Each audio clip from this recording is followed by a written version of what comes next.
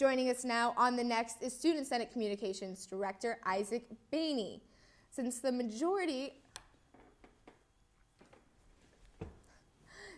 All right, hi Isaac, how are you doing today? Good, how are you doing? Great. Hey, since the majority of students at this forum were against a tobacco-free campus, should they be concerned their voices won't be heard? Well, that's what Student Senate's in the business of doing right now. We're working to provide opportunities for all students to have their voices heard.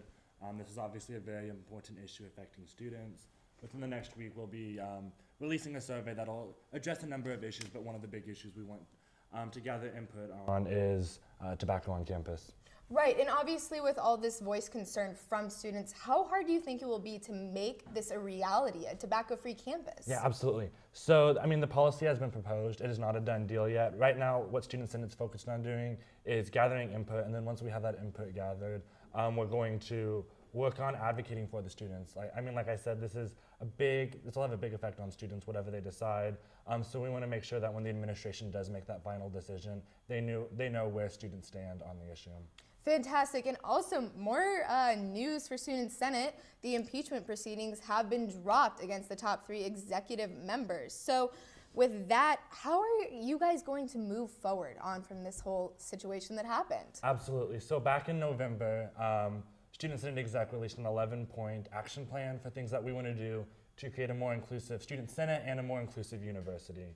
We've been making a lot of progress on those 11 points, and we're just going to continue to work on making progress at the university.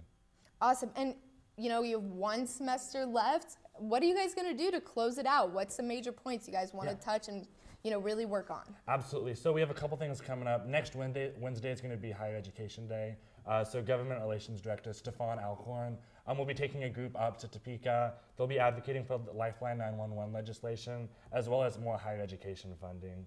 Additionally, back in December, President Jesse Pringle announced 4 ad hoc committees. Those committees deal with military personnel, Senate overview, elections reform, and minority retention rates. This creates a nice think tank environment within the Senate, and we're confident that with this we'll have a very productive semester. Fantastic, great. Isaac, thank you so much for being with us today. Thanks. We appreciate it.